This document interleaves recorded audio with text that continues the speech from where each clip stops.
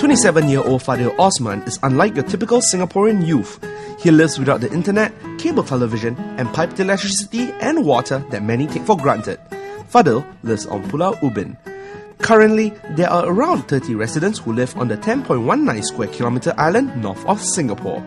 Most of them are elderly folk who have lived all their lives on Ubin, which is only accessible by boat. The youngest person on Ubin is Fadil, and he lives in Kampung Melayu, a small cluster of kampung houses in the middle of the island. To get to Kampung Melayu, which is around 1.2 kilometers from the jetty, one has to either cycle, walk, or take a minibus. Yes, I'm the youngest man in this generation. So how many generations already here? I think more than 3 or 4 generations lah. But the leftover is between me and my father. My father also is retiree from civil servant. He was a fireman, right? Yeah, he was a fireman too. So after he's retired, he'll be settling down here. It's quite for so long lah. He's been retired for the past 11 to 12 years. This is where he stayed until now lah. While living on Pulau Ubin means being disconnected from Singapore and its creature comforts, Fadil says that the little inconveniences are a small trade-off. I like the environment. I like to stay here. Nobody disturb me. Very peacefully, where I can do more of my work. I can concentrate on my what's the next thing in the future that I'm going to do. You born here? No. I was born in Singapore, but I grew up in this island also lah. Yeah. Eventually, since I was a childhood, I have been here for quite some time. That the only weekdays and within some certain weekend, I need to go back to do all my studies, my serving with the nation and so on.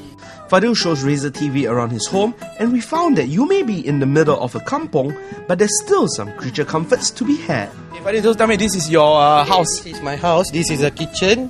Okay, and as you go straight along here, you will see my living room. Okay. This is all where the guests will be sit down and settle down here. So I see your living room got TV, got hi-fi, everything. So it's like just like Singapore lah. Yes, just like Singapore also. So you get all the channels ah? Yeah, we can get all the channel, even Malaysia or Indonesia also, by using our own antenna area. Okay, we have my balcony. Okay, this used to be a balcony, but now it turns up, it's modified into my personal room. Your personal room? Yes. Okay, can. So this is how our living condition. Actually, this is where our Malay settlement already gathered down here since for the past generation. I mean, you come down here, you can see is that really is very wide open. If compared to last time where we have still some more units, houses in front of our location here, there's a lot of Muslim food stall where everybody from the various area of this kampong, when during the fasting month, during the Hari Raya, they will gather down there, they will buy something from there. There's a lot of communities as similar as in Singapore, in Geylang down there. Now different already lah now. But now it's totally different. The time and the changes of movement is very fast. Fadil says that he will continue staying on the island until he is asked to move.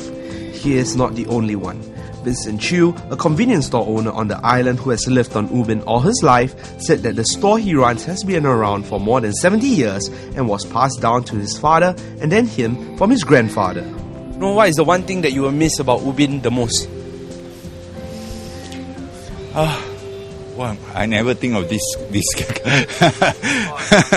this thing never come into my mind before. But anyway, I still love this island. It's a bit sad, lor. You say government want to take back this place, then I mean anyway, this is the last kampong in Singapore, and it's good to keep this place because let the kids feel those type of life what we are living. So a bit sad lah.